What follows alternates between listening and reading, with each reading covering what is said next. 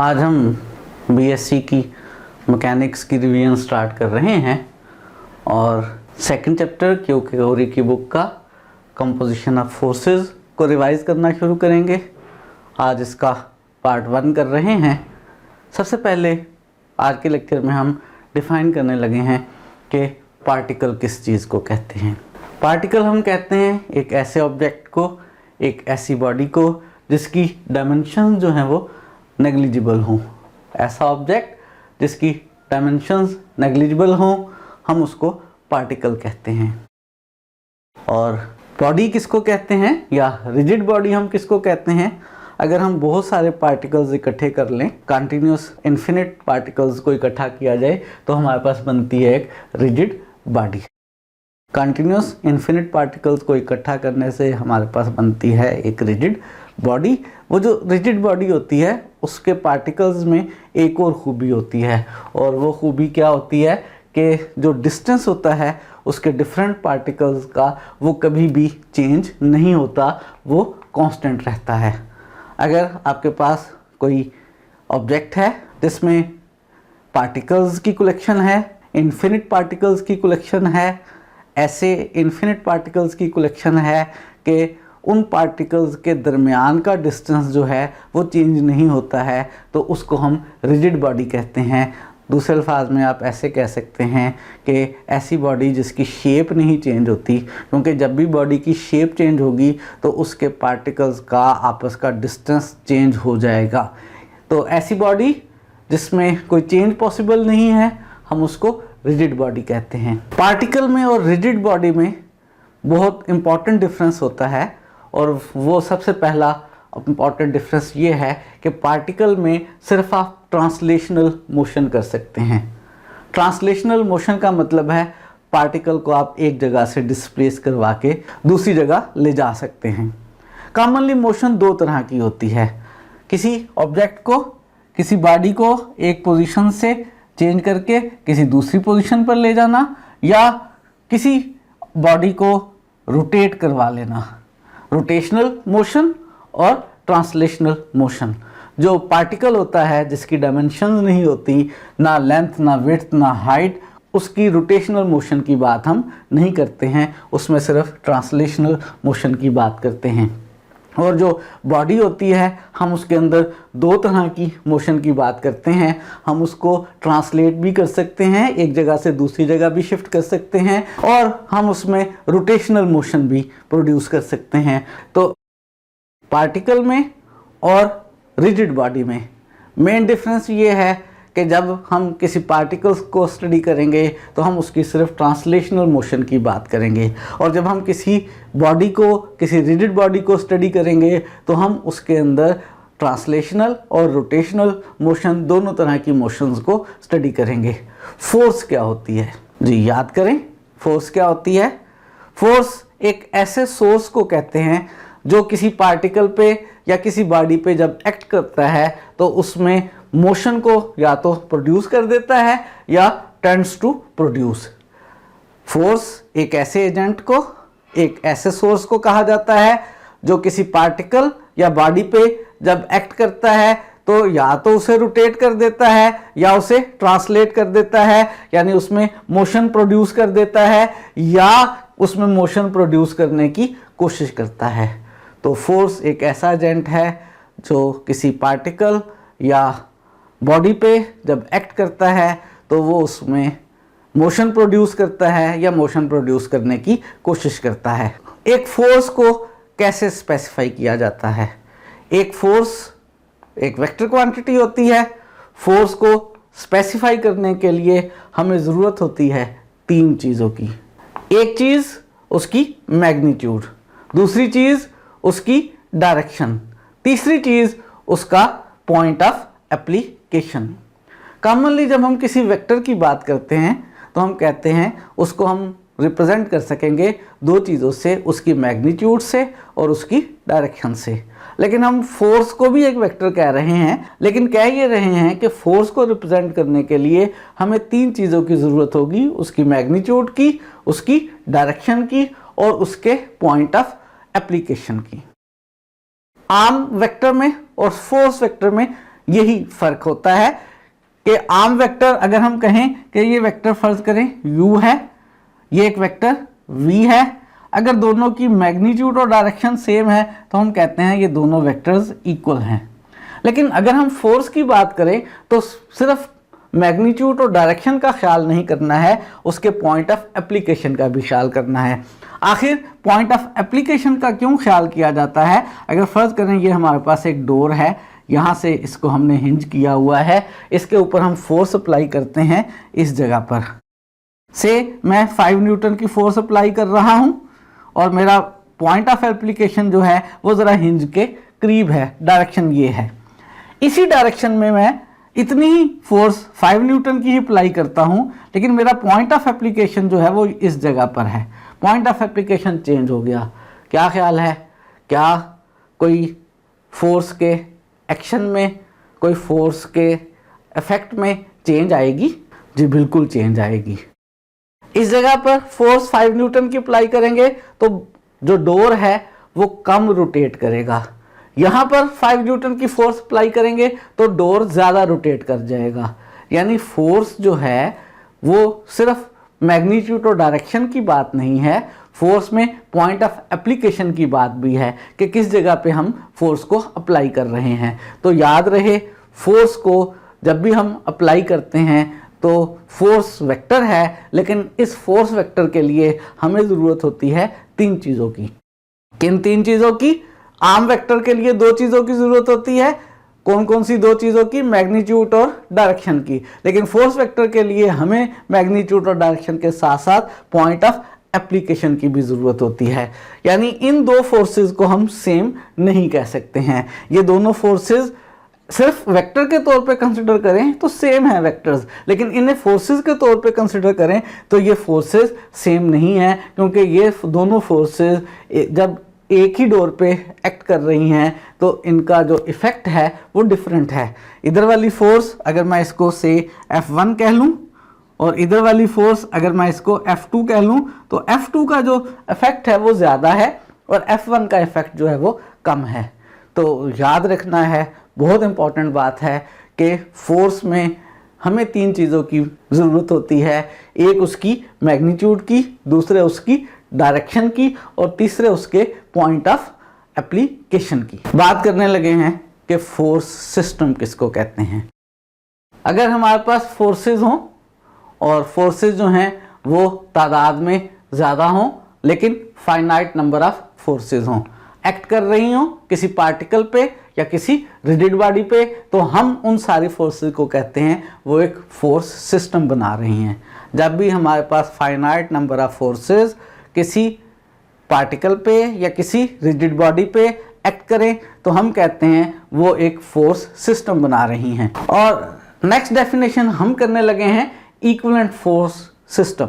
Guess करें किस तरह के 2 फोर्स सिस्टम्स को हम कहेंगे वो इक्विवेलेंट हैं। जब भी फोर्स किसी ऑब्जेक्ट पे, किसी बॉडी पे, किसी पार्टिकल पे एक्ट करती है तो वो उसे या तो मूव करवाती है या मूव करवाने की कोशिश करती है।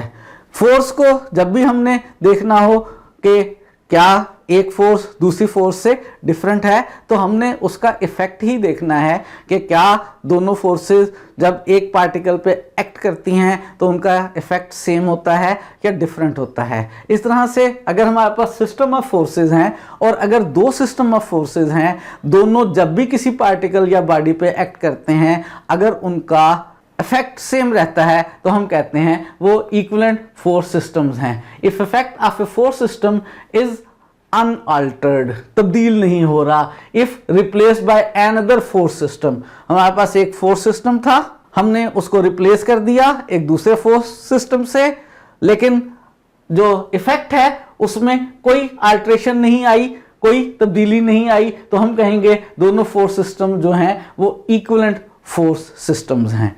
ऐसे 2 फोर्स सिस्टम्स जिनको रिप्लेस करने से इफेक्ट में चेंज ना आए, जो काम एक फोर्स सिस्टम कर रहा था वही काम दूसरा फोर्स सिस्टम करे, तो हम कहेंगे वो दोनों force systems equivalent force systems हैं। जब फोर्सेस किसी पार्टिकल पे या किसी ऑब्जेक्ट पे एक्ट करती हैं तो हम उन फोर्सेस को किसी एक सिंगल फोर्स से भी रिप्लेस कर सकते हैं। फर्ज करें किसी पार्टिकल पे दो फोर्सेस एक्ट कर रही हैं, हम उन दो फोर्सेस को एक सिंगल फोर्स से रिप्लेस कर देते हैं इस तरह से कि उन दो फोर्सेस का इफेक्ट और उस सिंगल फोर्स का इफेक्ट जो है वो सेम रहता है, तो हम कहेंगे वो इक्विवेलेंट फोर्स सिस्टम्स हैं। अब दो फोर्सेस को एक सिंगल फोर्स से कैसे रिप्लेस करते हैं, उसके लिए हमारे पास है parallelogram law of forces. Parallelogram law of forces हमें हेल्प करता है इस करने में, लेकिन इसी को जब हम बार बार अप्लाई करते हैं तो ये फाइनाइट नंबर ऑफ फोर्सेस को भी सिंगल फोर्स से रिप्लेस कर सकता है। देखते हैं कि पैरेललोग्राम लॉ ऑफ फोर्सेस क्या है। आपके पास दो फोर्सेस हैं, दोनों फोर्सेस एक ही पॉइंट पर एक्ट कर रही हैं।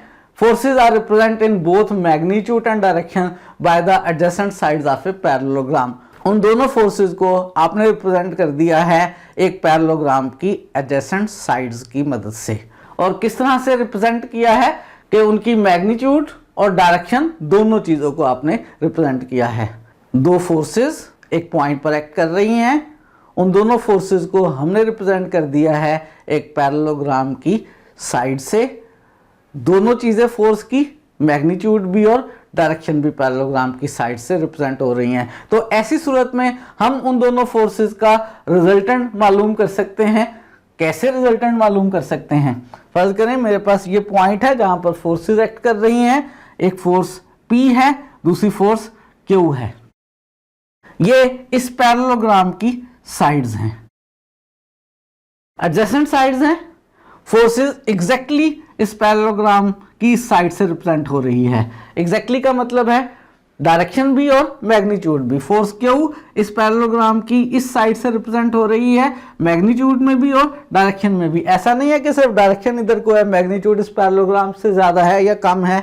फोर्सेस P और Q एक पॉइंट A पर एक्ट कर रही हैं।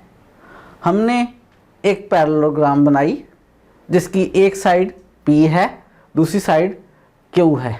तो इस पैरेललोग्राम का ये वाला जो डायगोनल है जो उसी पॉइंट में से पास कर रहा है जहां पर दोनों फोर्स एक्ट कर रही थी। पैरेललोग्राम के दो डायगोनल्स हैं, एक ये वाला जो सामने बना हुआ है और एक इस साइड पर।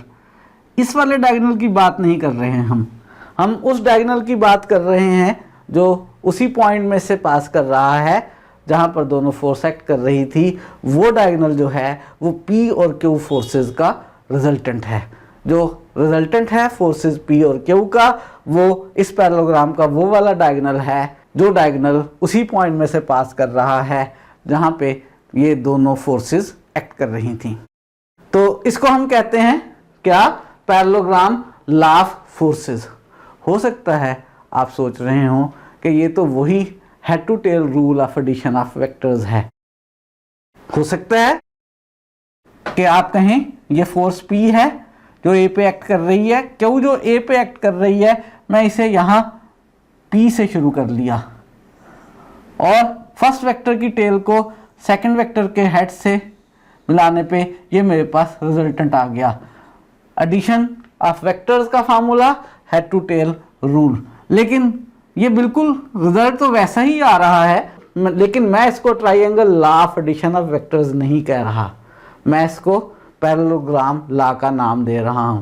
क्यों?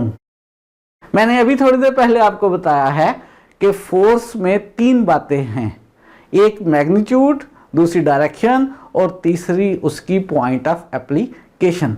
अगर फोर्स पॉइंट A पर एक्ट कर रही है Q, तो मैं Q को उठाकर यहां नहीं ले जा सकता और triangle law of addition of vectors का इस्तेमाल नहीं कर सकता। तो इसलिए फोर्स Q को यहीं रखते हुए R जो इस पैरेललोग्राम का डायगोनल है, वो वाला डायगोनल जो उसी पॉइंट में से पास कर रहा है जहां पर दोनों फोर्सेस एक्ट कर रही थी, ये इन दोनों फोर्सेस P और Q का हमारे पास रिजल्टेंट है। इसको हम कहते हैं parallelogram law of addition of forces. अगर फोर्सेस एक ही पॉइंट पर एक्ट कर रही हों और दो फोर्सेस हों, तो अगर हम ऐसी पैरेललोग्राम बनाएं जिस पैरेललोग्राम की एडजेसेंट साइड्स वो दो फोर्सेस हों, तो उस पैरेललोग्राम का डायगोनल वो वाला डायगोनल जो उसी पॉइंट में से पास कर रहा है जहाँ पे फोर्सेस एक्ट कर रही हैं, वो डायगोनल उन दोनों फोर्सेस के रिजल्टेंट को रिप्रेजेंट करेगा। तीनों चीज़ों को, उसकी मैग्नीट्यूड को भी, उसकी डायरेक्शन को भी और उसकी पॉइंट ऑफ एप्लीकेशन को भी। इस वक्त एक खास बात मैं बताने लगा हूं, फोर्स गो के पोजीशन चेंज नहीं हो सकती है, लेकिन हम कहते हैं कि जो फोर्स है वो एक स्लाइडिंग वेक्टर होता है। स्लाइडिंग फोर्स कहते हैं हम फोर्स को। क्यों हम फोर्स को स्लाइडिंग फोर्स कहते हैं? अगर मैं एक लाइन ड्रा करूं, जिस लाइन के ऊपर ये फोर्स क्यू एक्ट कर रही हो और ये लाइन उसी पॉइंट में से पास कर रही हो जिस पॉइंट पे ये फोर्स क्यू एक्ट कर रही है, तो मैं इस फोर्स क्यू को इस लाइन के ऊपर किसी भी जगह बना सकता हूं। इस लाइन के ऊपर डायरेक्शन और मैग्नीट्यूड सेम रखते हुए इसका पॉइंट ऑफ एप्लीकेशन में ये ए भी कह सकता हूं, इस सी को भी कह सकता हूं, इस डी को भी कह सकता हूं। फोर्स के बारे में इतना काम आप कर सकते हैं कि फोर्स की लाइन ऑफ एक्शन के ऊपर पोजीशन कहीं पर भी अज्यूम की जा सकती है। ऐसी सूरत में फोर्स का जो इफेक्ट होता है किसी भी पार्टिकल या बॉडी के ऊपर वो चेंज नहीं होता है। तो हम कहते हैं फोर्स को स्लाइडिंग फोर्स। स्लाइडिंग फोर्स, जो point of application of a force can be moved to any other point on the line of action of the force. Line of action of the force के ऊपर point of application को कहीं भी move कर सकते हैं। और कौन सी line of action of force? वो line of action of force जो उसी पॉइंट में से पास कर रही है जहां पर हमारे पास फोर्स एक्ट कर रही थी। तो हम फोर्स को स्लाइडिंग वेक्टर कह सकते हैं। और नेक्स्ट बात जो हम रिवाइज करने लगे हैं वो है polygon of forces. Polygon of forces क्या है? अगर आपके पास एक पार्टिकल है और वो पार्टिकल इक्विलिब्रियम में है। याद करें, कब हम कहते हैं कि कोई पार्टिकल या बॉडी इक्विलिब्रियम में है? हम कहते हैं एक पार्टिकल या एक बॉडी इक्विलिब्रियम में है अगर वो या तो स्टेट ऑफ रेस्ट में हो या यूनिफॉर्म वेलोसिटी के साथ मूव कर रही हो। तब हम कहते हैं कि वो पार्टिकल या वो बॉडी क्या है? इक्विलिब्रियम में है। हमारे पास अगर कोई पार्टिकल हो, इक्विलिब्रियम में हो, under the action of coplanar forces, उसके ऊपर जितनी भी फोर्सेस एक्ट कर रही हो वो सारी की सारी कोप्लेनर हो। कोप्लेनर फोर्सेस का मतलब है एक ही प्लेन में सारी फोर्सेस लाई कर रही हैं। अगर फर्ज करें आपके पास कुछ फोर्सेस एक दीवार पे एक्ट कर रही हों, एक उस दीवार के ऊपर फर्श पे से एक्ट कर रही हो और एक छत पे से, तो हम कहेंगे वो कोप्लेनर फोर्सेस नहीं है।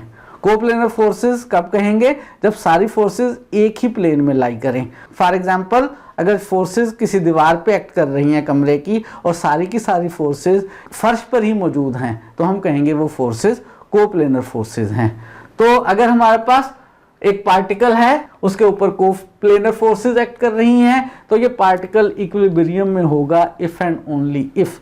क्या है जी if and only if? The forces जो एक्ट कर रही थी आप उनको रिप्रेजेंट कर सकें मैग्नीट्यूड में भी और डायरेक्शन में भी by the sides of a closed polygon taken one way round. अगर कुछ फोर्सेस कोप्लेनर हैं, वो एक्ट कर रही हैं एक पार्टिकल के ऊपर, पार्टिकल इक्विलिब्रियम में है, तो उन सारी फोर्सेस को आप रिप्रेजेंट कर सकेंगे एक पॉलीगन की साइड से, मैग्नीट्यूड में भी और डायरेक्शन में भी। पोजीशन में नहीं रिप्रेजेंट कर रहे होंगे, मैग्नीट्यूड और डायरेक्शन में रिप्रेजेंट कर सकेंगे और क्लोज्ड पॉलीगन से रिप्रेजेंट कर सकेंगे टेकन वन वे राउंड। और अगर हम कुछ फोर्सेस को जो एक पार्टिकल पर एक्ट कर रही थी और कोप्लेनर थी, उनको हमने रिप्रेजेंट कर लिया एक क्लोज पॉलीगन की साइड से टेकन वन वे राउंड, तो वो पार्टिकल फिर इक्विलिब्रियम में होगा।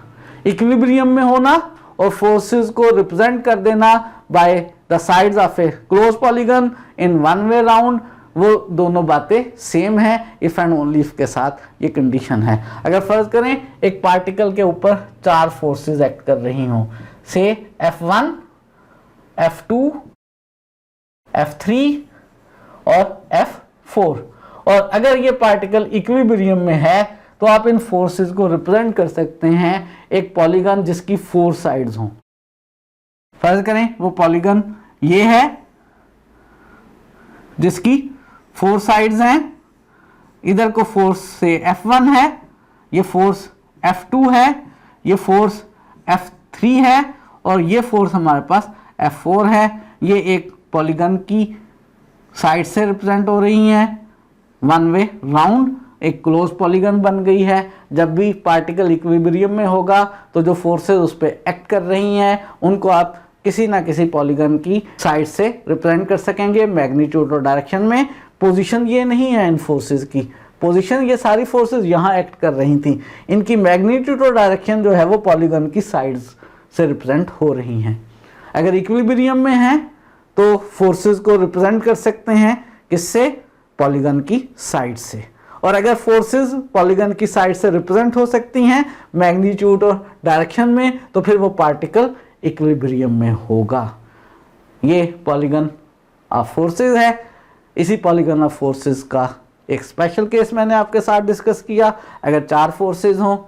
एक और स्पेशल केस अगर फोर्सेस 3 हों। खुद सोचें क्या होगा।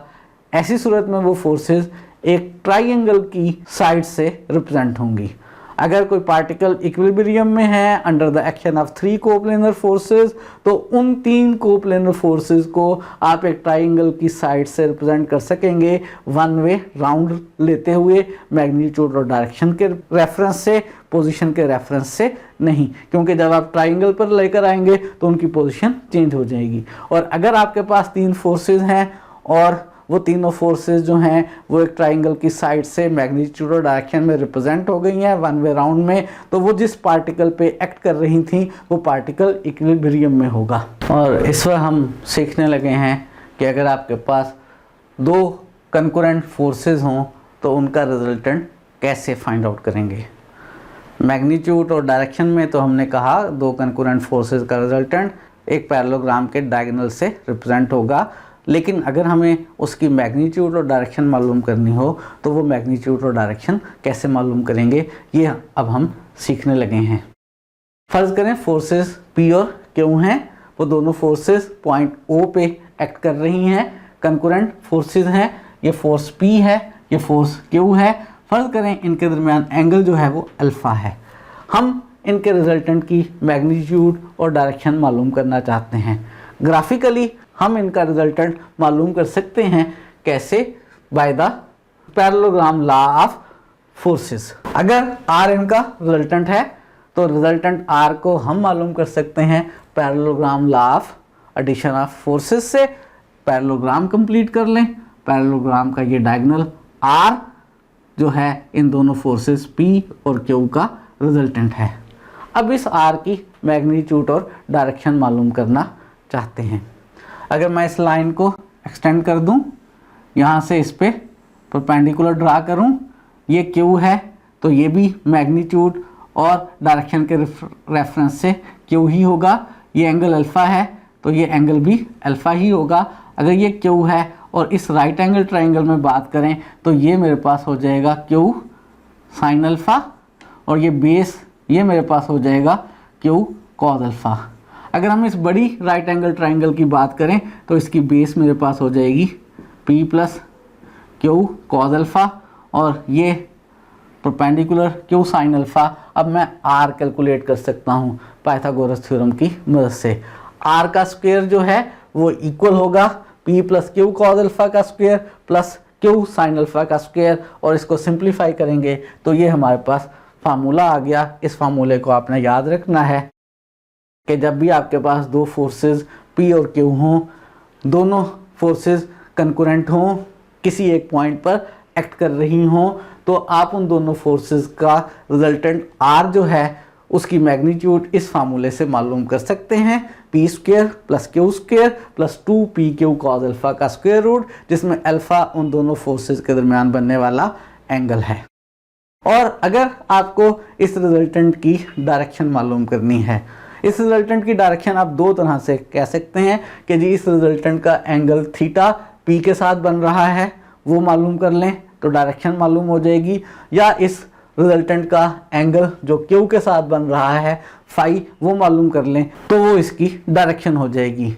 अगर हमें ये थीटा मालूम करना हो जो कि आर का एंगल विद पी है, तो इस ट्राइंगल में देखें, इस बड़ी वाली ट्राइंगल में टेंजेंट थीटा लेंगे तो परपेंडिकुलर ओवर बेस आ जाएगा, यानी टेंजेंट थीटा हमारे पास इक्वल आ रहा है Q sine alpha over P plus Q cos alpha. इस फार्मूले को भी आपने याद रखना है।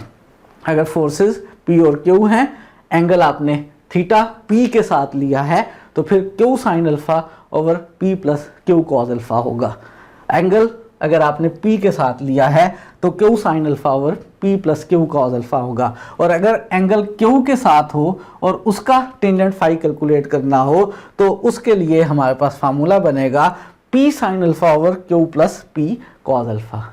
ये फार्मूला ही आपने याद रखने हैं।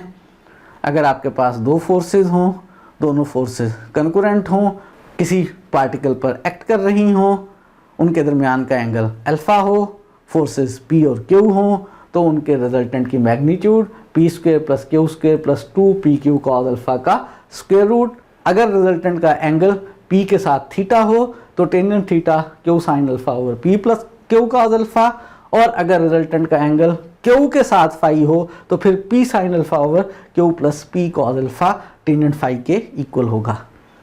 ये फार्मूला ही आपने याद रखने हैं। एक एक्सरसाइज करते हैं। जो एक्सरसाइज हम करने लगे हैं वो क्या है, वो ये है कि फोर्सेस P और Q हैं, दोनों फोर्सेस P और Q की मैग्नीट्यूड इक्वल है। फाइंड करना है हमने magnitude and direction of their resultant. इन दो फोर्सेस से जो रिजल्टेंट बन रहा है उसकी मैग्नीट्यूड भी मालूम करना है, डायरेक्शन भी मालूम करना है। फोर्सेस P और Q हैं, इनकी मैग्नीट्यूड्स इक्वल हैं। P और Q ये मैग्नीट्यूड को रिप्रेजेंट कर रहा है और वेक्टर नोटेशन डाल दूं तो वो फोर्स को रिप्रेजेंट कर रहा है। फोर्सेस सेम नहीं है, फोर्सेस की मैग्नीट्यूड सेम है। हमें मालूम करना है इनके रिजल्टेंट की मैग्नीट्यूड को भी और डायरेक्शन को भी।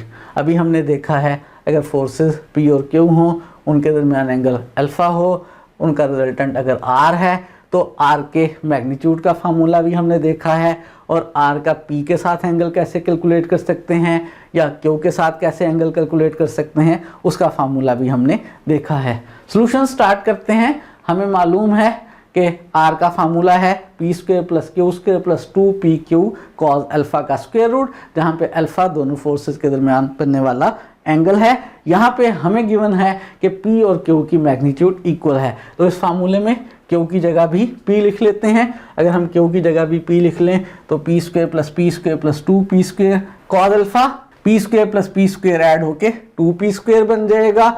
इन दोनों में से 2p स्क्वायर कॉमन ले लें तो अंदर 1 प्लस कॉस अल्फा रह जाएगा। 1 प्लस कॉस अल्फा को हल करने के लिए हम इस्तेमाल करने लगे हैं हाफ एंगल फार्मूला। आपको याद होगा कि कॉस अल्फा बाय 2 इक्वल हुआ करता है 1 प्लस कॉस अल्फा ओवर 2 का स्क्वायर रूट। दोनों तरफ स्क्वायर ले लें और 2 को लेफ्ट साइड पर ले आएँ तो 2 cos square alpha by 2 equal है 1 प्लस कॉस अल्फा के। यहाँ पे इस 1 प्लस कॉस अल्फा की जगह हम लिख लेते हैं 2 कॉस स्क्वायर अल्फा बाय 2, इसका स्क्वायर रूट सॉल्व कर लेते हैं तो हमारे पास R का आंसर आ गया 2p कॉस अल्फा बाय 2।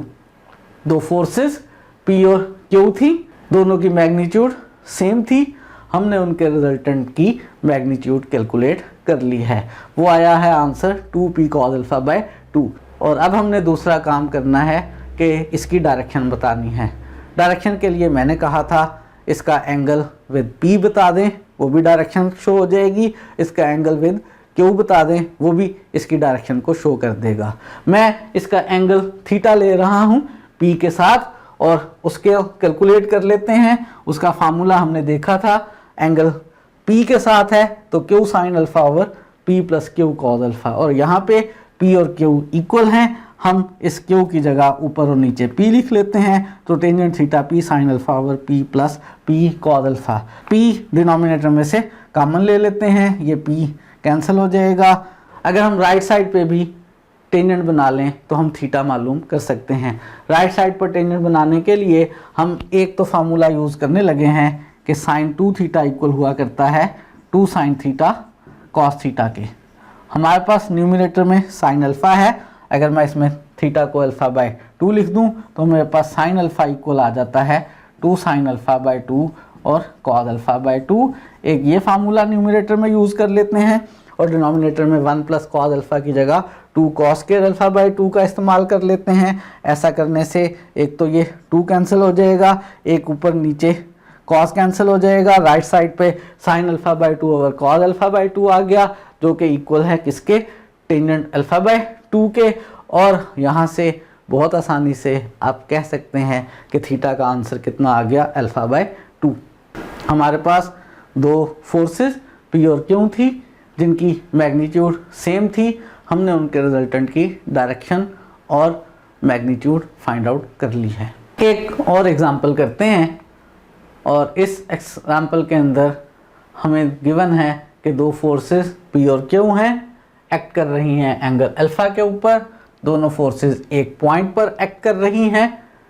हमने मालूम करना है एंगल अल्फा और magnitude of their maximum and minimum resultant के। अगर हम मालूम करना चाहें इन दो फोर्सेस के रिजल्टेंट की मैग्नीट्यूड मैक्सिमम कितनी है और मिनिमम कितनी है और किस एंगल पे एक्ट करें कि वो मैग्नीट्यूड मैक्सिमम आए और किस एंगल पे एक्ट करें कि उनकी मैग्नीट्यूड मिनिमम आए। तो फोर्सेस हमारे पास P और Q हैं, दोनों एक ही पॉइंट पर एक्ट कर रही हैं।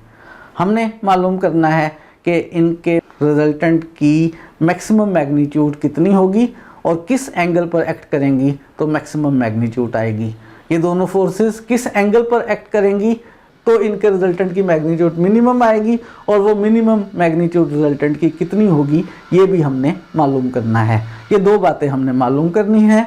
दो फोर्सेस हैं, एक ही पॉइंट पर एक्ट कर रही हैं। अगर दो फोर्सेस एक ही पॉइंट पर एक्ट करें तो उनके रिजल्टेंट की मैग्नीट्यूड का फार्मूला हमने देखा हुआ है, अभी थोड़ी देर पहले इस्तेमाल किया है। वो फार्मूला क्या है हमारे पास कि R इक्वल है P square plus Q square plus 2PQ cos alpha का स्क्वायर रूट। हम यहाँ पर चेंज कर सकते हैं दोनों फोर्सेस का एंगल। दोनों फोर्सेस का एंगल चेंज करने पे रिजल्टेंट चेंज होता चला जाएगा। रिजल्टेंट की मैग्नीट्यूड किस एंगल पर फोर्सेस एक्ट करें तो मैक्सिमम होगी और कितनी होगी पहले हम ये मालूम करने लगे हैं। इस फार्मूले के अंदर अल्फा एक ही जगह मौजूद है cos अल्फा, तो सोचें कि cos अल्फा की जगह यहाँ पर क्या नंबर आए कि हमारा आंसर मैक्सिमम हो जाए और क्या नंबर आए कि हमारा आंसर मिनिमम हो जाए। बिल्कुल सही सोच रहे हैं। cos अल्फा की अगर मैक्सिमम वैल्यू आ जाए जो कि 1 होती है तो फिर इसका आंसर मैक्सिमम हो जाएगा और अगर cos अल्फा की मिनिमम वैल्यू आ जाए तो फिर इसका आंसर मिनिमम हो जाएगा और cos अल्फा की मिनिमम वैल्यू -1 होती है।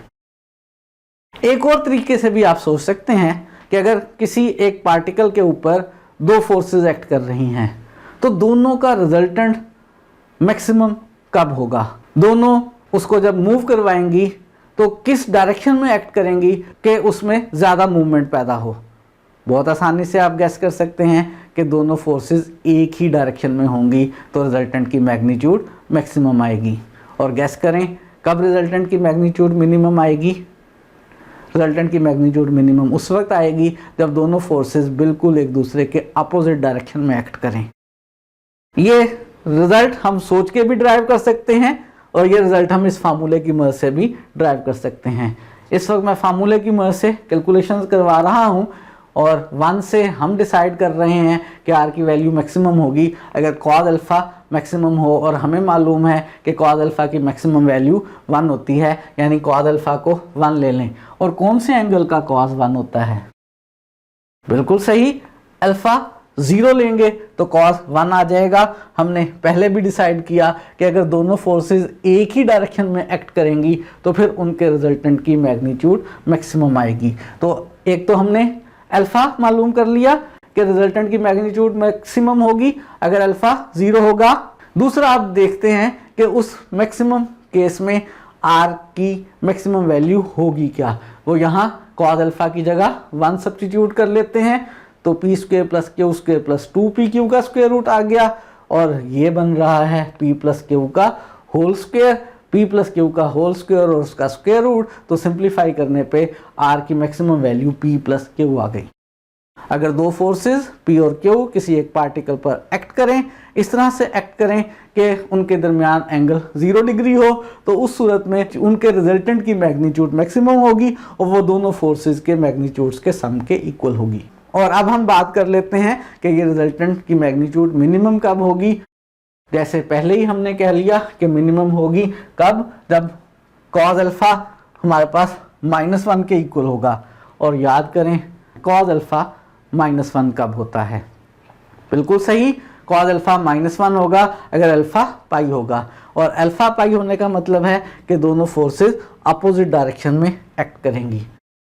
एक बात हमने डिसाइड कर ली कि आर की वैल्यू मिनिमम होगी जब दोनों फोर्सेस अपोजिट डायरेक्शन में एक्ट करेंगी, दोनों फोर्सेस के दरमियान बनने वाला एंगल पाई होगा। अब हमने इस आर की मिनिमम वैल्यू को कैलकुलेट भी करना है। उसके लिए इसी फार्मूले में कॉज अल्फा की जगह -1 लिख लेते हैं, p² + q², ये -2pq बन गया।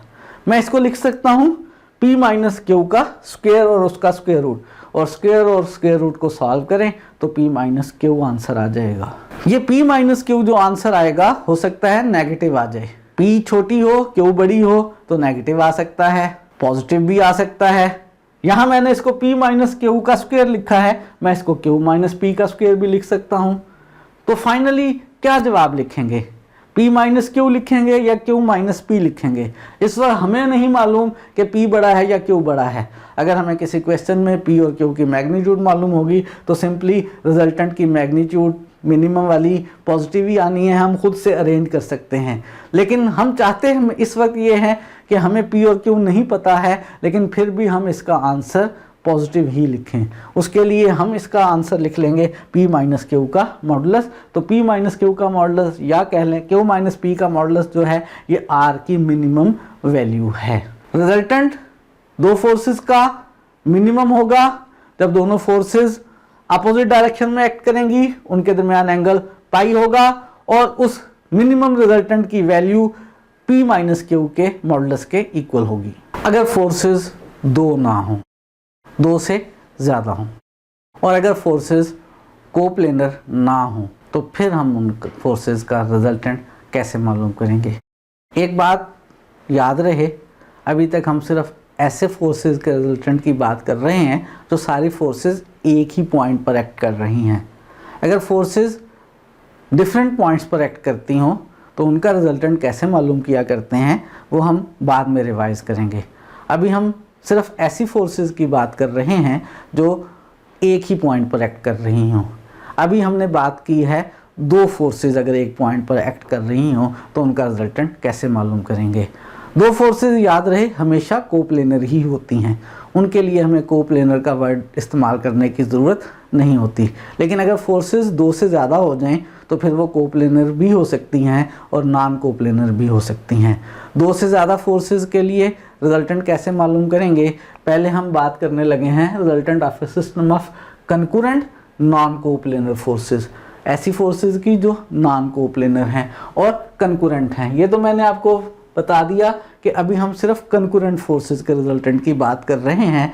नॉन कंकरेंट फोर्सेस ऐसी फोर्सेस जो डिफरेंट पॉइंट्स पर एक्ट कर रही हों, हम उनके रिजल्टेंट की बात नहीं कर रहे हैं। नॉन कोप्लेनर फोर्सेस का रिजल्टेंट कैसे मालूम करेंगे, ये डिसाइड करने से पहले मैं आपको कुछ बातें याद करवा देता हूँ कि अगर आपके पास 3 डायमेंशन है से x, y और z एक्सिस, और आपके पास जो है कोई भी एक फोर्स है या कोई एक वेक्टर है से f, इसके एंगल x एक्सिस के साथ अल्फा, y एक्सिस के साथ बीटा और z एक्सिस के साथ गैमा बन रहे हो, जिन्हें हम डायरेक्शन एंगल्स कहा करते हैं। तो इस फोर्स का कंपोनेंट अलोंग x एक्सिस, अगर मैं उसको x कह लूँ तो वो इक्वल होगा f कॉज अल्फा के। इस फोर्स का y कंपोनेंट अगर मैं उसको y कह लूँ तो वो इक्वल होगा f कॉज बीटा के। और इस फोर्स का z कंपोनेंट z एक्सिस के लॉन्ग जो है वो होगा f कॉस गैमा के। ये रिजल्ट आप किसी भी फोर्स के लिए इस्तेमाल कर सकते हैं। अगर आपको उस फोर्स के डायरेक्शन एंगल्स यानी एंगल्स विद x, y और z एक्सिस मालूम हो तो उस फोर्स का component along x axis f cos alpha, along y axis f cos beta और along z axis f cos gamma होगा। अगर फर्ज करें हमारे पास P1, P2, Pn n forces हैं, n फोर्सेस का सिस्टम है, ये सारी नॉन कोप्लेनर फोर्सेस हैं, ये सारी फोर्सेस फर्ज करें पॉइंट O पर एक्ट कर रही हैं, सारी की सारी फोर्सेस पॉइंट O पर एक्ट कर रही हैं। फर्ज कर लेते हैं जो फोर्स P1 है उसके direction angle alpha 1, beta 1, gamma 1, force P2 के direction angle alpha 2, beta 2, gamma 2 और सो ऑन। यानी जनरली फोर्स Pi के जो डायरेक्शन एंगल्स हैं वो अल्फा i, बीटा i और गामा i हैं। i की वैल्यू 1, 2 से लेकर n तक। और फर्ज कर लेते हैं कि इन सारी फोर्सेस का जो रिजल्टेंट है वो r है। वो रिजल्टेंट r आपने कैसे मालूम किया है, वो पैरेललोग्राम लॉ की मदद से मालूम कर सकते हैं। पहले दो फोर्सेस का रिजल्टेंट निकाल लें, उस रिजल्टेंट को तीसरी फोर्स के साथ मिलाकर रिजल्टेंट निकाल लें, उनके रिजल्टेंट को चौथी फोर्स के साथ मिलाकर रिजल्टेंट निकाल लें। तो पैरेललोग्राम लॉ की टर्न बाय टर्न एप्लीकेशन से आप वो रिजल्टेंट मालूम करना चाहते हैं। ग्राफिकली वैसे मालूम किया जा सकता है, और वैसे अगर हम उस रिजल्टेंट की मैग्नीट्यूड और डायरेक्शन मालूम करना चाहें तो कैसे मालूम करेंगे, उसके लिए पहले तो देख लेते हैं कि फ़र्ज़ करें उस रिजल्टेंट के जो डायरेक्शन एंगल्स हैं वो अल्फ़ा, बीटा और गामा हैं। अगर इस रिजल्टेंट का जो कंपोनेंट अलॉन्ग एक्स एक्सिस है मैं उसे x कह लूँ, इस वक्त रिजल्टेंट मेरे पास r है और उसका एंगल x एक्सिस के साथ अल्फ़ा है। तो जैसे मैंने ये बताया था उसके अकॉर्डिंगली x किसके इक्वल आ जाएगा, r cos अल्फ़ा के। अगर इस रिजल्टेंट का जो y component along y axis है वो कैपिटल Y है तो वो आ जाएगा r cos बीटा के, क्योंकि यहाँ डायरेक्शन एंगल्स मैं अल्फ़ा, बीटा और गामा कह रहा हूँ, और जो z कंपोनेंट है वो आ जाएगा r cos गामा के। मैं मालूम करना चाहता हूँ रिजल्टेंट। अगर मुझे ये x, y और z मालूम हो जाएं तो रिजल्टेंट को मैं लिख सकूंगा कैसे, X square plus Y square plus Z square का स्क्वेयर रूट। क्यों भला? सिंपली अगर मैं X square plus Y square plus Z square करूं, बीच में से आर स्क्वेयर कॉमन ले लूं तो अंदर रह जाएगा cos square alpha plus cos square beta plus cos square gamma. और आपको याद होगा अगर alpha, beta, gamma direction angles हैं तो cos square alpha plus cos square beta plus cos square gamma 1 के इक्वल होता है। और उसके बाद स्क्वेयर रूट ले लूँ तो आर की ये वैल्यू आ जाएगी। और यहीं से अगर मुझे एक्स, वाई और जी मालूम हो जाए तो मेरे पास जो है cos alpha X over R यानी अल्फा मालूम हो जाएगा, cos beta Y over R यानी बीटा मालूम हो जाएगा, cos gamma Z over R यानी गामा मालूम हो जाएगा, अल्फा, बीटा और गामा मालूम हो जाएंगे, यानी मुझे रिजल्टेंट की डायरेक्शन भी मालूम हो जाएगी। तो यही काम हमने करना है। एक्स, वाई और जी जो है उन्हें हमने आर के कंपोनेंट्स कह लिया है अलॉन्ग एक्स, वाई और जी एक्सिस रिस्पेक्टिवली, और हम मालूम करना चाहते हैं क्या एक्स, वाई और जी। जो रिजल्टेंट का एक्स कंपोनेंट है वो सारी फोर्सेस के एक्स कंपोनेंट्स के सम के बराबर होगा। जो रिजल्टेंट का वाई कंपोनेंट है वो सारी फोर्सेस के वाई कंपोनेंट्स के सम के इक्वल होगा। और जो रिजल्टेंट का जी कंपोनेंट है वो सारी फोर्सेस के जी कंपोनेंट्स के सम के इक्वल होगा। जो रिजल्टेंट का एक्स कंपोनेंट है जिसको अभी हमने आर कॉस अल्फा कहा है वो फोर्स P1 का एक्स कंपोनेंट, P1 का एंगल याद रहे अल्फा 1 बन रहा था तो P1 का एक्स कंपोनेंट बनेगा P1 कॉस अल्फा 1। जो फोर्स P2 है उसका एक्स एक्सिस के साथ एंगल अल्फा 2 बन रहा था तो उसका X component P2 cos alpha 2। और सो ऑन। जो फोर्स Pn है उसका एक्स एक्सिस के साथ एंगल अल्फा n तो उसका X component Pn cos alpha n। ये मेरे पास रिजल्टेंट का एक्स कंपोनेंट आ गया। इसको मैं समीशन नोटेशन में लिखना चाहूँ तो summation Pi cos alpha i from 1 to n, ये रिजल्टेंट का एक्स कंपोनेंट आ गया। वाई कंपोनेंट रिजल्टेंट का जो कि r cos बीटा होगा वो सारी फोर्सेस के y कंपोनेंट्स यानी P1 cos beta 1, P2 cos beta 2 और Pn cos बीटा n के सम के इक्वल होगा, जिसको हम समीशन फॉर्म में summation Pi cos beta i from 1 to n लिख सकते हैं। और जो रिजल्टेंट का z कंपोनेंट है r cos गामा वो सारी फोर्सेस के z कंपोनेंट्स के सम के इक्वल होगा, यानी P1 cos gamma 1, P2 cos gamma 2 और Pn cos गामा n के सम के इक्वल होगा, जिसको हम समीशन फॉर्म में लिख सकते हैं समीशन Pi cos गामा i फ्रॉम 1 to n। और रिजल्टेंट की मैग्नीट्यूड जैसे मैंने पहले ही बता दिया किसके इक्वल होगी, X square plus Y square plus Z square का स्क्वेयर रूट। और रिजल्टेंट की डायरेक्शन यानी उसके डायरेक्शन एंगल्स हम मालूम कर सकेंगे cos alpha X over R के फार्मूले से, cos beta Y over R के फार्मूले से और cos gamma Z over R के फार्मूले से।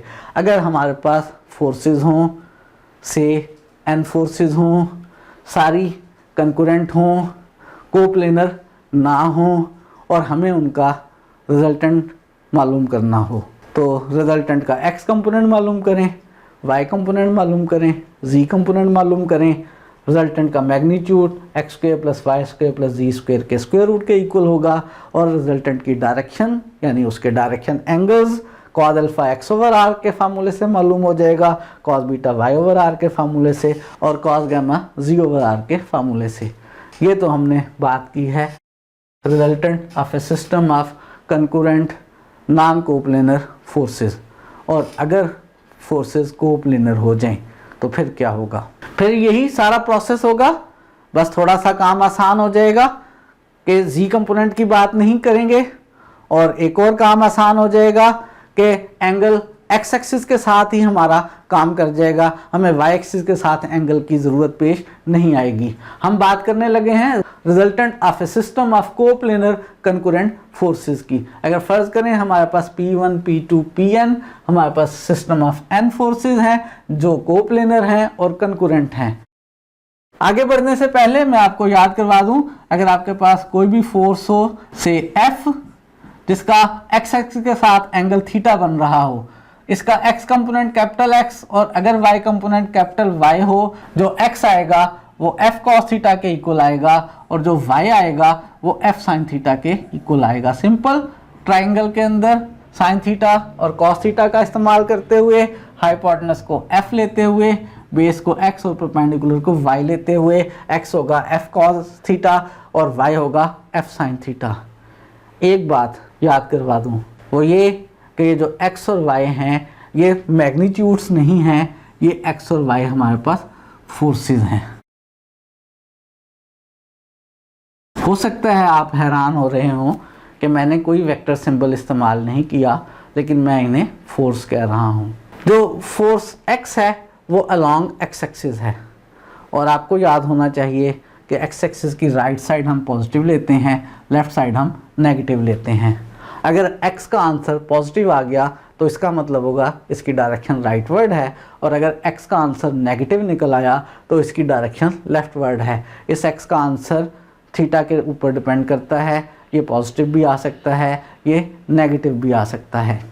इस तरह से जो y is equal to F sine theta है ये भी मैग्नीट्यूड नहीं है, ये भी फोर्स है। ये पॉजिटिव भी हो सकता है y, ये नेगेटिव भी हो सकता है। y पॉजिटिव निकलने का मतलब होगा इसकी डायरेक्शन अपवर्ड है, y नेगेटिव निकलने का मतलब होगा इसकी डायरेक्शन डाउनवर्ड है। ये जो x और y कंपोनेंट्स हम कह रहे हैं फोर्स के, ये फोर्स के कंपोनेंट्स फोर्सेस ही हैं, सिर्फ उनके मैग्नीट्यूड्स नहीं हैं। तो इस फार्मूले का हम इस्तेमाल करेंगे। ऐसी सूरत में हमें फोर्स का angle with x axis NF होगा, हमें विद वाई एक्सिस एंगल की जरूरत नहीं होगी। अगर फर्ज करें जो फोर्स पी आई है उसका angle with x axis theta i बन रहा है। अगर फर्ज करें आर इन सारी फोर्सेस का रिजल्टेंट है, फर्ज करें थीटा जो है रिजल्टेंट का एंगल विद एक्स एक्सिस है, तो रिजल्टेंट का एंगल विद एक्स एक्सिस अगर थीटा है तो जो रिजल्टेंट का एक्स कंपोनेंट है अगर मैं उसे एक्स कह लूँ तो वो आर कॉस थीटा हो जाएगा। अगर मैं उसको वाई कह लूँ तो वो आर साइन थीटा हो जाएगा। बिल्कुल इसी तरह से जैसे मैंने एफ के लिए किया है। अगर रिजल्टेंट आर है उसका एक्स एक्सिस के साथ एंगल थीटा बन रहा है तो X R cos theta, Y R sine theta. अगर मुझे यहाँ से आर कैलकुलेट करना हो, दोनों को मैं स्क्वायर करके ऐड कर लूँ और cos square theta plus sine square theta को 1 लिख लूँ तो आर स्क्वायर मेरे पास x square plus Y square आ जाएगा और आर मेरे पास x square plus Y square का स्क्वायर रूट हो जाएगा। और अगर मुझे इन दोनों इक्वेशन में से थीटा मालूम करना हो और अगर मैं इन दोनों को डिवाइड कर लूँ तो मेरे पास टेंजेंट थीटा इक्वल आ जाएगा वाई ओवर एक्स के, और tangent theta Y over X की मदद से मैं थीटा मालूम कर लूँगा जो कि मुझे रिजल्टेंट की डायरेक्शन बता देगा। मुझे अब मालूम करने हैं इस रिजल्टेंट के x और y कंपोनेंट्स, और वही मेथड के रिजल्टेंट के x और y कंपोनेंट्स कैपिटल X और कैपिटल Y जो हैं वो कैसे मालूम होंगे। एक्स कंपोनेंट सारी फोर्सेस के एक्स कंपोनेंट्स के सम के बराबर होगा, जो रिजल्टेंट का वाई कंपोनेंट है वो सारी फोर्सेस के वाई कंपोनेंट्स के सम के इक्वल होगा। तो हम लिख रहे हैं इस वक्त रिजल्टेंट का X component R cos theta, force P1 का X component P1 cos theta 1, force P2 का X component P2 cos theta 2, force Pn का X component Pn cos theta n, और इन सब का सम लेने से रिजल्टेंट का एक्स कंपोनेंट निकल आया, जिसको मैं एब्रीवेटेड फॉर्म में summation Pi cos theta i from 1 to n लिख सकता हूं। और जो रिजल्टेंट का y कंपोनेंट है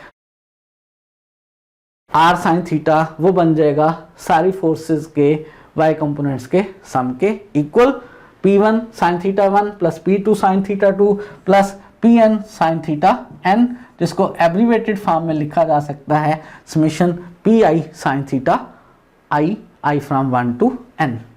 और अगर मुझे रिजल्टेंट की मैग्नीट्यूड मालूम करनी है तो पहले ही हम कह चुके रिजल्टेंट की magnitude x square plus Y square का स्क्वायर रूट हो जाएगी, और रिजल्टेंट का जो angle theta with x axis है उसके लिए tangent theta Y over x के इक्वल आएगा, और यहाँ से आप थीटा मालूम कर सकेंगे।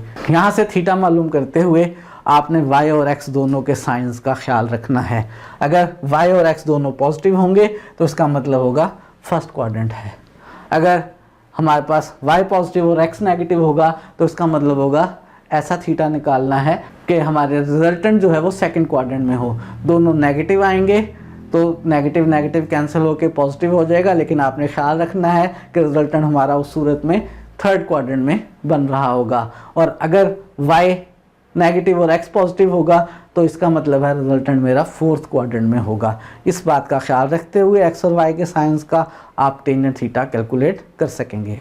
तो हमने इस वक्त सीखा है कोप्लेनर कंकरेंट फोर्सेस जो दो से ज़्यादा हों उनका रिजल्टेंट कैसे निकालते हैं। दो के लिए भी इस तरीके को इस्तेमाल कर सकते हैं, लेकिन दो के लिए हमने अलग से भी फार्मूला किया है। और आज के लेक्चर के लास्ट में हम एक एग्जाम्पल करने लगे हैं। फोर्सेस हैं हमारे पास तीन, x, p प्लस एक्स और q प्लस एक्स एक्ट कर रही हैं एक पॉइंट पर, कंकरेंट हैं in the direction of the sides of an equilateral triangle, और उनकी जो डायरेक्शन है वो एक इक्विलेटरल ट्राइंगल की साइड्स के अलोंग है, टेकन वन वे राउंड। आपने एक डायरेक्शन में ट्राइंगल के ऊपर मूव करते जाना है क्लॉकवाइज या एंटी क्लॉकवाइज, और उस डायरेक्शन में हमने इन forces x, p plus x और q प्लस एक्स की डायरेक्शंस ले लेनी है ट्राइंगल के अलोंग रखते हुए। पोजीशन उनकी ट्राइंगल के अलोंग नहीं होगी, वो सारी कंकरेंट फोर्सेस हैं, एक पॉइंट पर एक्ट कर रही हैं, लेकिन उनकी डायरेक्शन जो है वो रिप्रेजेंट हो रही है किससे, एक इक्विलेटरल ट्राइंगल की साइड से टेकन वन वे राउंड। मालूम करना है हमने उनका रिजल्टेंट, सिर्फ रिजल्टेंट मालूम नहीं करना बल्कि शो ये करना है कि उनका जो रिजल्टेंट है वो इक्विवेलेंट टू टू फोर्सेस हैं। इन तीन फोर्सेस का जो रिजल्टेंट है वो इन दो फोर्सेस के रिजल्टेंट के इक्विवेलेंट है, बराबर है, जब ये दो फोर्सेस एक्ट कर रही हों एंगल 120 डिग्री पर। इस वक्त हमारे पास तीन फोर्सेस हैं, वो तीन फोर्सेस एक पॉइंट पर एक्ट कर रही हैं। उन तीन फोर्सेस की डायरेक्शन जो है वो इक्विलेटरल ट्राइंगल की साइड्स की डायरेक्शन है, वन वे राउंड लेते हुए। जब आप उन तीनों फोर्सेस का रिजल्टेंट मालूम करते हैं तो शो ये करना है कि ये तीनों फोर्सेस इक्विवेलेंट हैं, बराबर हैं। इन तीनों फोर्सेस का रिजल्टेंट उतना ही है जितना कि दो फोर्सेस P और Q का हो जो कि 120 डिग्री के एंगल पे एक्ट कर रही हों। फर्ज कर लेते हैं हमारे पास ये इक्विलेटरल ट्राइंगल है। अगर ये इक्विलेटरल ट्राइंगल है तो इसके अंदर तीनों एंगल्स जो हैं वो 60 डिग्री के हैं। इसकी साइड्स के लॉन्ग फोर्सेस की डायरेक्शन है, इस डायरेक्शन में मैंने फोर्स x ले ली है, इस डायरेक्शन में p प्लस एक्स ले ली है, इस डायरेक्शन में q प्लस एक्स ले ली है। ये सिर्फ डायरेक्शन है, पोजीशन नहीं है। पोजीशन कहाँ पर है, एक ही पॉइंट पर ये तीनों फोर्सेस हैं, वो फर्ज कर लेते हैं ओरिजिन है, ये फोर्स x ली है मैंने, ये फोर्स p प्लस एक्स है, ये फोर्स q प्लस एक्स है। ये तीनों फोर्सेस एक पॉइंट पर एक्ट कर रही हैं। मुझे मालूम करना है इनका रिजल्टेंट। इनका रिजल्टेंट उतना ही होना चाहिए जितना कि दो फोर्सेस P और Q का हो जब वो 120 के एंगल पे एक्ट कर रही हों।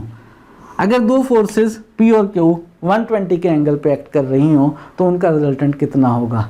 अभी जो हमने फार्मूला सीखा था उनका रिजल्टेंट इक्वल होगा P square plus q square plus 2pq cause alpha के स्क्वायर रूट के।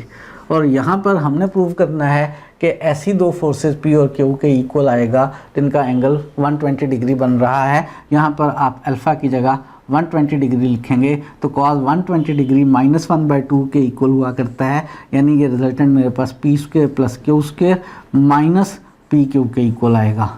अगर दो फोर्सेस P और Q हों, उनके दरमियान एंगल 120 डिग्री बने तो उनके रिजल्टेंट की ये मैग्नीट्यूड होती है। और हमने प्रूव ये करना है कि हमारी ये तीन फोर्सेस जो हैं इन दो फोर्सेस के इक्विवेलेंट हैं। दो सिस्टम ऑफ फोर्सेस उस वक्त इक्विवेलेंट हुआ करते हैं जब उनका इफ़ेक्ट सेम हो।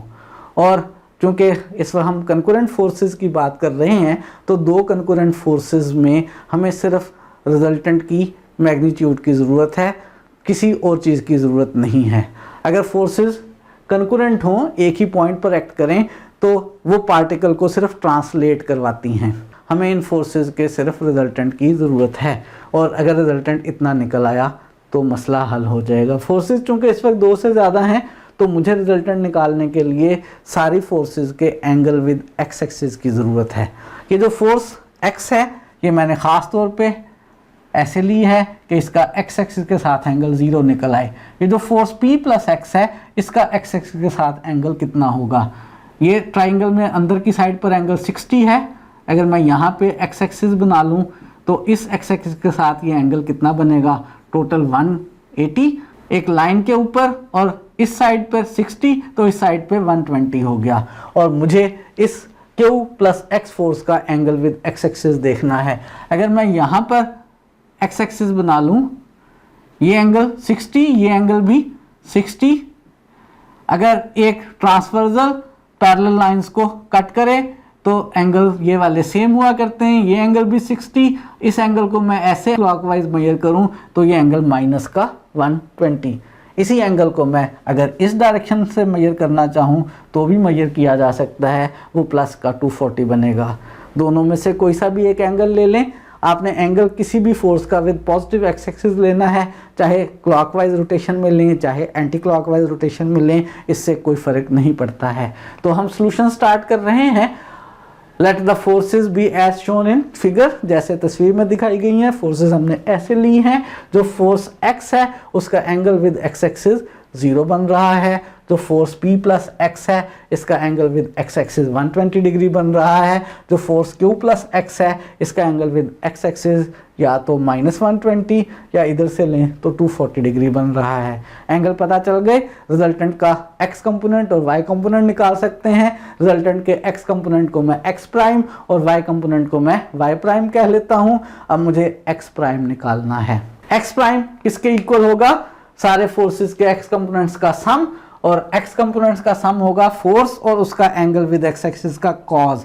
x cos 0, P plus x cos 120 और Q plus x cos -120। cos 120 की वैल्यू -1/2, cos -120 की वैल्यू भी -1/2। इनकी जगह -1/2 लिख लें, इसको सिंप्लीफाई कर लें तो मेरे पास ये आ गया -P प्लस Q/2। ये रिजल्टेंट का x कंपोनेंट आ गया। रिजल्टेंट का y कंपोनेंट निकालते हैं। वो सारी फोर्सेस और उनके x एक्सिस के साथ एंगल्स के साइंस के सम के इक्वल होगा। फोर्स x, इसका एंगल x एक्सिस के साथ 0, x साइन 0, फिर P प्लस एक्स साइन 120 और Q plus x sine -120। Sine 0 0 के इक्वल हुआ करता है। साइन 123 का स्क्वायर रूट ओवर 2 और साइन -120 -3 का स्क्वायर रूट ओवर 2। ये वैल्यूज़ यहाँ पुट करेंगे, सिंप्लीफाई करेंगे तो P माइनस Q/2 इंटू 3 का स्क्वायर रूट। ये रिजल्टेंट का y कंपोनेंट आ गया। मुझे रिजल्टेंट की मैग्नीट्यूड चाहिए और रिजल्टेंट की मैग्नीट्यूड इक्वल होगी x प्राइम का स्क्वायर प्लस y प्राइम का स्क्वायर और उसका स्क्वायर रूट। x प्राइम का स्क्वायर लेंगे तो वो मेरे पास p square plus q square plus 2pq/4 हो जाएगा, और y प्राइम का स्क्वायर लेंगे तो p square plus q square minus 2pq/3/4 हो जाएगा। और जब हम इसको सिंप्लीफाई करेंगे तो हमारे पास आंसर आ जाएगा p square plus q square minus pq। इस माइनस pq को अगर मैं लिख लूँ P square plus q square plus 2p Q और कॉस 120 तो कोई फ़र्क नहीं है, क्योंकि कॉस 120 -1/2 होगा, -1/2 और 2 मल्टीप्लाई होकर कैंसिल होकर दोबारा -p क्यू ही आ जाएगा। और ये रिजल्टेंट हमने पहले ही कहा बेसिकली ऐसी दो फोर्सेस p और q का है जिनके दरमियान एंगल 120 डिग्री बन रहा हो। तो हमारी ये जो तीन फोर्सेस हैं ये उन दो फोर्सेस के इक्विवेलेंट हैं जो P और Q हो और जिनके दरमियान एंगल 120 डिग्री हो। क्यों इक्विवेलेंट है? इसलिए क्योंकि दोनों के रिजल्टेंट सेम आ रहे हैं। दो सिस्टम ऑफ फोर्सेस हमने कहा था इक्विवेलेंट होते हैं अगर उनके इफ़ेक्ट बिल्कुल सेम हो। अगर फोर्सेस के रिजल्टेंट सेम हैं तो उनका इफ़ेक्ट भी सेम होगा। तो ये तीनों फोर्सेस इक्विवेलेंट हैं इन दो फोर्सेस के, यही प्रूफ करना चाहते थे।